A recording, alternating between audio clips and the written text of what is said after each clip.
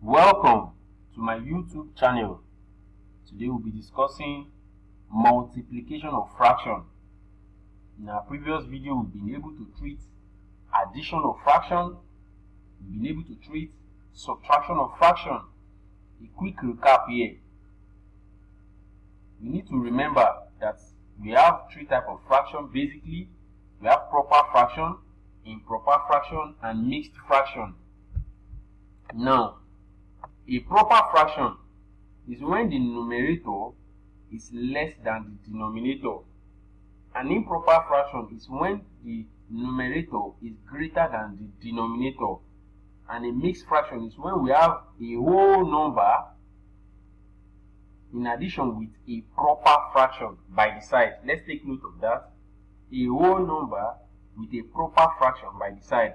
So, example of a proper fraction 2/3 that we have here, an improper fraction 9/7, and a mixed fraction 3/2/7. So in this video, we'll be doing some multiplication, a little bit different from addition and subtraction. In addition and subtraction, if you are dealing with fraction, you have to make use of LCM, like I explained in those videos. But in multiplication of fraction, it involves you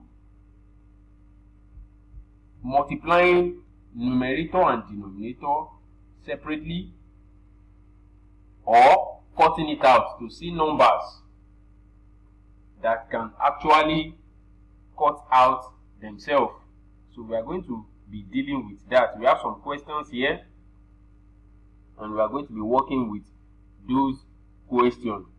So let's start with number 1. Let's say solution number 1.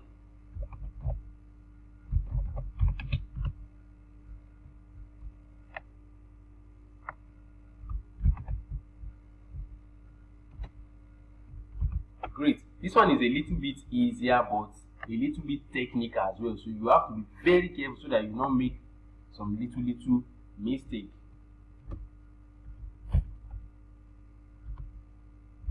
Awesome. So if you have something of this nature, there are two ways. It's either you multiply this numerator and this numerator divided by this denominator and this denominator. But if you're actually doing that, you'll be having a huge number to work with. So I will always advise you look critically and see how you can cut out those numbers to smaller numbers. Then that will help you out, because if you are working with bigger numbers, at times you can make mistakes. So let's see how we can cut out to make our job easier. Okay, let's deal with this. Before we do that, let's bring this out again so that it will help. Okay, with this now, you can now say what we have here. 3 can cut here. 3 can cut here, and 3 can cut this 15. So we'll be left with 1 here. And if 3 cuts this 15, we'll be left with 5 here. Very easy. So 3 here, 1, 3 here, 5. Now we are left with that. So now looking at this, 7 can also cut out. That's how you look at it critically. 7 can cut here, 1, 7 can cut here, 2. So if you deal with your 7 here, you'll be left with 1. If you deal with your 7 here, you'll be left with what? 2. So on this side, you have 1/1 times 2/5. So with this, you have smaller numbers to work with. You have what? Smaller numbers to work with. So we now see 1 times 2. Let's deal with this. So we say at the numerator here, 1 times 2, it will give you 2. 1 times 5, it will give you 5. So the answer is 2/5. Very easy. Very easy. So our advice will always cut out so that you can have smaller numbers to work with. Let's dive straight to question number 2. Unless those numbers cannot cut out, but the moment they can cut out, kindly do that so that you can have smaller numbers to work with. Let's say solution number 2.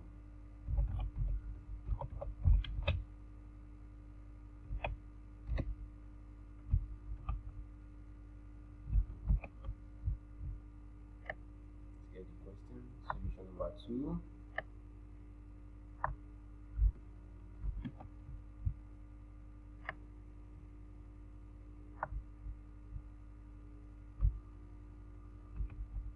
Great. Now, in the same vein, let's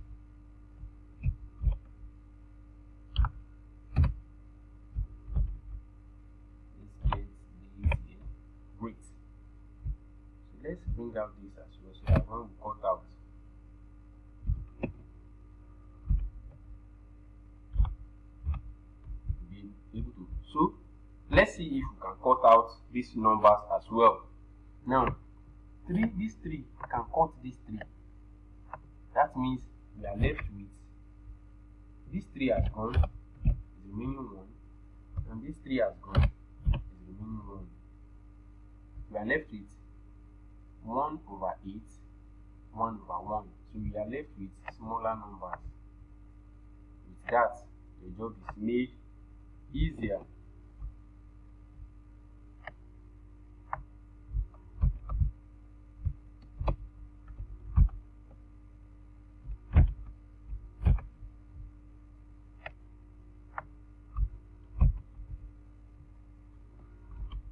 Awesome.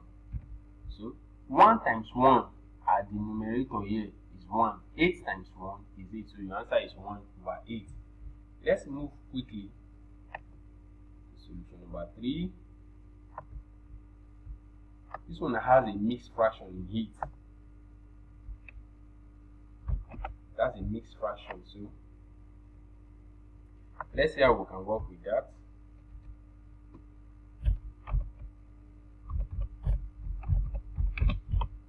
Number 3, that's a mixed fraction. So what we're going to do first is to work with the mixed fraction.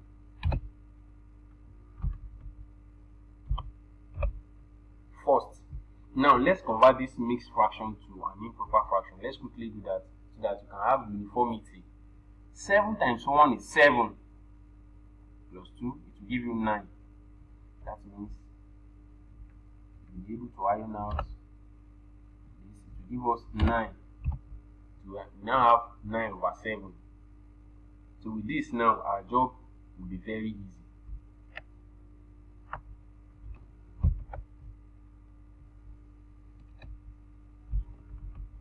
Awesome. Now with this, let's look at numbers that we can easily cut out. Now, if you look at this 7 can cut out this 7. That means this 7 has gone. Meaning 7 cut out 7, 1. Great. Now, let's look at it again. Is there any number that can still cut out? Yes. There are numbers. Okay, this 9 can cut out this 9. That means this one also has gone, and this one also has gone. So we are left with 3/5. Awesome.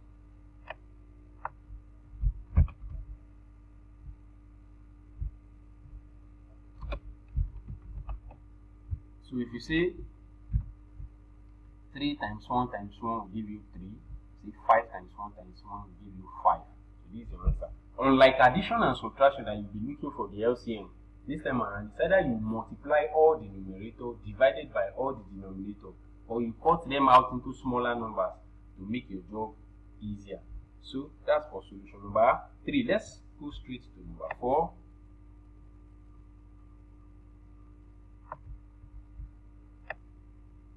We have bigger numbers here in mixed fraction.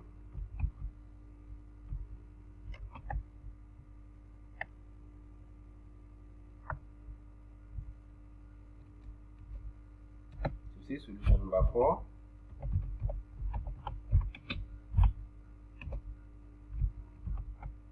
Awesome.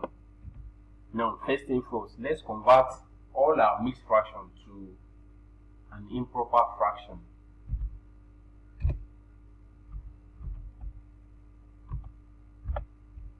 Okay, this is improper fraction already, so let's convert this to an improper fraction. So we say, first thing first, 11 times 4 will give us what? 44. 44 plus 7 will give us what? 51. So here we have 51. This 4 has gone. Great. So we have 51 over 11. So let's convert this one that we have here.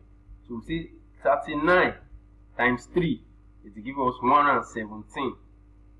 117 plus 4 will give us what? 121. So we have 121 here. These 3 are gone. Awesome.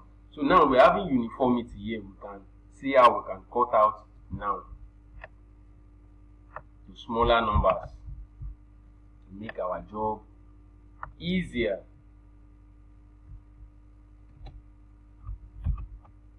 Great.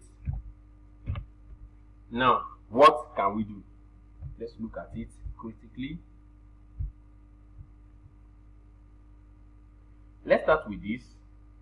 We can say 13 can cut here. 1 and 13 can cut here. That will give us 3. Look at that. So this 13 has gone to the 1. 13 and 39 down here to give us what? 3. So we've been able to iron out that. Let's look at it again. Which other one can work out? 11 is here. 11 can cut here. 1. Okay. You're not cutting from here. Cutting from the top. Let's quickly do that. Cutting from the top. Okay. 11 can cut here. 1. 11 can cut here. 11. That means this 11 is coming. So we are left with what here? 11. Awesome. Now, is there anything that can also work out? Okay, to make our job, let's bring out what we have down here again, so that our job will not be too cumbersome. Awesome. We've been able to iron out that first stage. Okay, let's look at this second one. Is there anything that can still cut out? Yes. Okay, let's look at this. 17 can go in 51. Okay, 17 can go here. 1. 17 in 51, it will give us 3. 17 times 3 will give us 51. Awesome. So that means this 17 has gone here, and here we are left with 3. Awesome. Okay. Awesome. This 3 and 3 can still go. That's why I said look at it very well. It will be very good so that you can cut into smaller numbers that will make your job easier. This 3 can go here, and this 3 can go here. That means this 3 is going to be 1, and this 3 is going to be what? 1. Beautiful. Oh, very good. We are done into smaller numbers.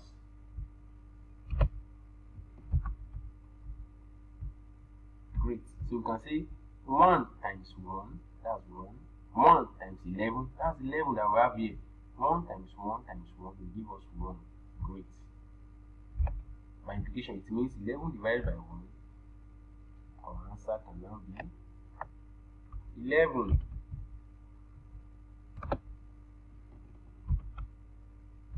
Great.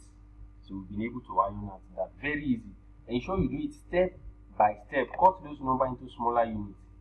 that your job can be easier. So let's dive straight to the last question that we have here. Question number 5. So we'll come here and say solution number 5. So we say solution number 5.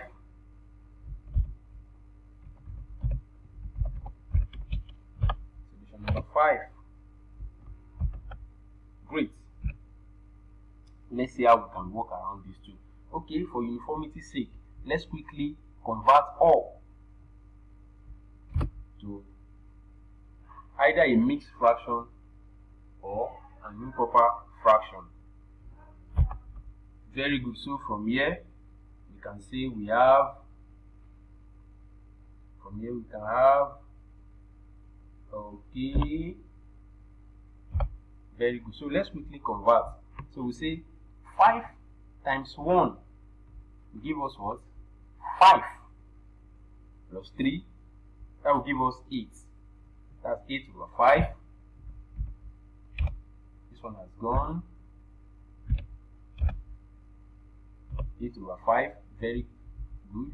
So let's quickly convert what we have here as well. 2 times 3 or 3 times 2, that's 6 plus 1, that's 7. So we have 7 over 3. Good.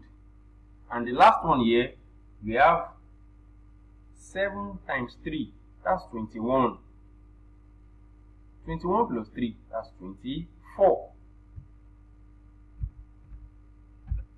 That's 24 over 7. Great. So we've been able to convert this one to 8 over 5, this one 7 over 3, and this one to 24 over 7. Beautiful. So now let's see if we can cut into smaller units. Let's see if we can cut into smaller units.